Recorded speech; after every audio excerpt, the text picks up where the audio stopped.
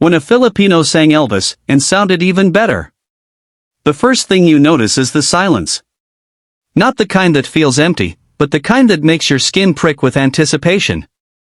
The audience at the talent show had been cheering just moments before, but now, every voice was gone, like the whole room had been paused. The lights dimmed, and the stage looked like a small island of hope in a sea of faces. Then he stepped forward. A young Filipino man, simple clothes, nervous eyes, and a voice that seemed too gentle for the huge dream he carried inside him. When he opened his mouth, everyone knew something special was about to happen. And the moment he started singing, the room didn't just listen, it felt. You might think it's impossible to sound better than Elvis, the king of rock and roll. But what people don't understand is that Elvis wasn't just a singer, he was a feeling. And this young man wasn't trying to copy him. He was trying to carry that feeling from his heart into ours. As he sang the first note, it wasn't perfect like a machine, but it was real, raw, emotional, and full of the kind of pain that only comes from living. The audience didn't just clap. They held their breath. And then, when the chorus hit, something happened. The sound wasn't just beautiful, it was powerful. It was like the voice was wrapping around everyone in the room, giving them a moment of peace, a moment of joy, and a moment of hope. But this story isn't only about a voice. It's about a life. It's about struggle. It's about the kind of dream that keeps you awake at night, even when your body is tired. Because this young man wasn't born into fame or fortune. He grew up in a small neighborhood where opportunities were rare and dreams were expensive. His family worked hard, but there was always a shortage of money and a shortage of time. He learned early that life doesn't give you things, you have to fight for them. Yet even in the middle of that struggle, he found music. And music became his escape, his strength, and his reason to keep going. He used to sing in the streets for small change. People would pass by, some would smile, some would ignore him. But he didn't care. Because every time he sang, he felt like he was free. He would practice in the evenings when the world was quiet, singing to the moon and the stars.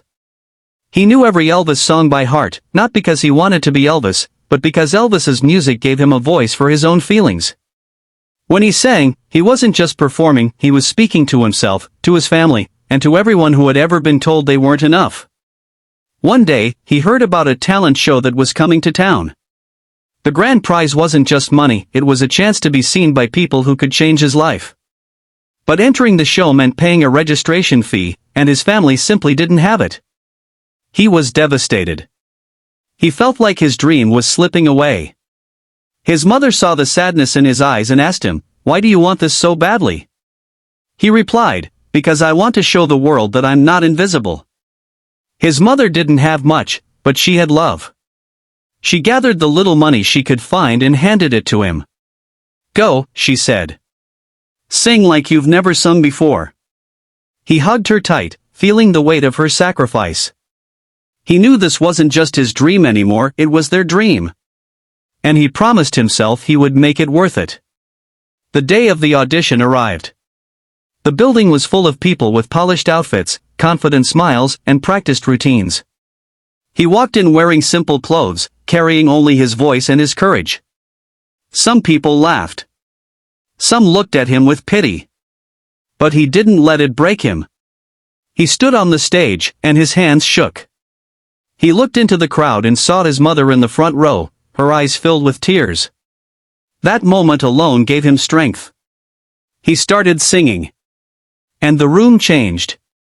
As he moved through the song, you could see the emotions in his face. He wasn't just singing words, he was sharing his story.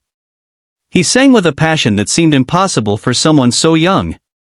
When he reached the high notes, his voice didn't crack, it soared. People began to cry. Some whispered, "He sounds like Elvis," but then, almost instantly, they realized something more powerful: he sounded like himself. He sounded like a man who had suffered, fought, and still believed in beauty. When he finished, the silence returned for a moment. Then the room erupted. The judges stood up, the audience shouted, and his mother's tears became a smile. He had done it. He had made everyone feel what he felt. He had made his dream visible. But the journey didn't end there. After the audition, he faced new challenges. People started comparing him to Elvis constantly, as if he was only valuable because he sounded like someone else. Some critics said he was copying, not creating. Others claimed he was too young, too inexperienced. And he began to doubt himself. What if they were right? What if he was just pretending? Late one night, feeling defeated, he sat alone and looked at his reflection. He thought about his mother's sacrifice, about the street performances, about the moments he had spent singing to the moon. He realized something: he didn't sing to become famous. He sang because his heart needed to be heard. That thought gave him courage again. The next performance was bigger. The stakes were higher. The pressure was unbearable. But this time, he decided to sing not to impress, but to connect. He chose a song that everyone knew, but he sang it like it was his own story. And when he sang, the audience didn't just hear the music, they felt the emotion. By the end of the performance, the crowd was on their feet. The judges couldn't stop smiling. Some were wiping away tears. And one judge, known for being harsh, said something that changed his life forever: "You didn't just sing Elvis. You became the spirit of the song. You made it alive again." That moment wasn't just a win. It was validation. It was proof that he was more than a copy, he was a voice. The final round was the hardest. The competition was fierce. Many talented singers stood beside him, each with their own story, each with their own dream. He felt the weight of expectations. He felt the fear of failure. But he remembered the streets, the moonlit practice sessions, his mother's sacrifice, and the feeling of being invisible. He knew he had to fight for his dream, not just for himself, but for everyone who had ever been told they weren't enough. When he stepped on stage for the final time, he closed his eyes and took a deep breath. The light shone on him, and for a moment, he saw his life flashing before him. Then he opened his mouth and sang. This time, his voice was even stronger. It carried the pain, the hope, and the love of his entire journey. It was the kind of performance that makes you believe in miracles. When the final note faded, the audience stood and screamed like the world had just been saved. And then the moment came. The judges announced the winner. His name was called. He couldn't believe it. He stood there, shaking, tears streaming down his face. He looked at his mother, who was crying harder than anyone. He had done it. He had turned his pain into beauty. He had proven that dreams can come true if you believe in yourself. After the show, he became famous. But he didn't change. He stayed humble, remembering where he came from. He continued to sing, not just for the applause, but for the hearts that needed healing. He traveled the world, sharing his voice and inspiring others to chase their dreams. And that's the real lesson of his story. Greatness isn't about being the best version of someone else. It's about being the best version of yourself. When you sing from your heart, people will listen. When you fight for your dream, the world will notice. And when you believe in yourself, even when nobody else does, you can achieve the impossible. If this story touched you, if it made you feel something deep inside, then please do me a favor, hit the like button and subscribe to the channel. Share this video with someone who needs hope today. Because the world needs more stories like this, stories that remind us that no matter where we come from, we all have a voice worth hearing. And if a Filipino young man can sing Elvis, and sound even better, then what's stopping you from becoming your own legend? The room was loud, full of cheers, laughter, and the kind of energy that makes your heart beat faster. It felt like a celebration, a big festival, a moment when dreams were allowed to feel close. But then the lights shifted. The noise dimmed. The camera lights flickered on, and suddenly, everything became quiet. The kind of quiet that makes your stomach tighten. The kind of quiet where even breathing feels loud. The audience leaned forward. The judges looked up.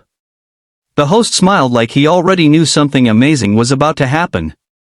And then a young Filipino man walked onto the stage with a simple look on his face, no flashy outfit, no dramatic entrance, just a quiet confidence that came from the soul. He held the microphone with both hands like it was a precious object. He stood still for a moment, looked around at the crowd, and then, with a calm voice, said, "This one is for my mother. That simple sentence made 1,000 hearts soften. It wasn't a big speech. It wasn't a dramatic story. It was just real. The kind of real that touches people without trying. And then he began to sing. The first notes came out like a whisper. It was Elvis Presley's famous song, one that everyone knew, one that had been sung millions of times. Many singers try to imitate Elvis, but most fail. Elvis's voice was unique, powerful, and full of emotion. It was impossible to copy. But as this young man sang, something happened. It wasn't just that he sounded like Elvis. It was that he brought something new to the song. His voice was smoother, more emotional, and filled with a kind of tenderness that felt like a warm hug. The audience was silent. Not because they didn't like it, but because they were shocked. Shocked by the beauty. Shocked by the emotion. Shocked by the fact that someone so young could sing like this. As he reached the chorus, the voice became stronger. He didn't just sing the notes. He lived them. He expressed every word like it was a confession. The way he held the high notes made people feel the pain behind them. The way he softened the low notes made people feel the love behind them. He wasn't just performing. He was pouring his heart out. By the time the song ended, the audience was standing. Some were crying. Some were clapping like their hands were going to break. And the judges were stunned, speechless, unable to say anything for a moment. The young man bowed, smiled, and walked off the stage like nothing had happened. But the room knew something had changed. This wasn't just a performance. It was a moment that would stay in everyone's memory forever. But to truly understand why this moment was so powerful, you have to understand where he came from. He was not born into luxury. He wasn't from a rich family. He didn't grow up in a big house with a piano in the living room. He grew up in a small, crowded neighborhood in the Philippines. A place where dreams were often buried under the weight of daily struggles. His father worked long hours at a construction site, carrying heavy bricks under the hot sun. His mother worked as a house helper, cleaning other people's homes for a small salary. They did their best, but life was always a challenge. There were days when there was no food on the table. There were days when the electricity would go out, and they would have to sit in the dark. There were days when the young boy would wake up early just to help his parents and still find time to practice singing in the evening.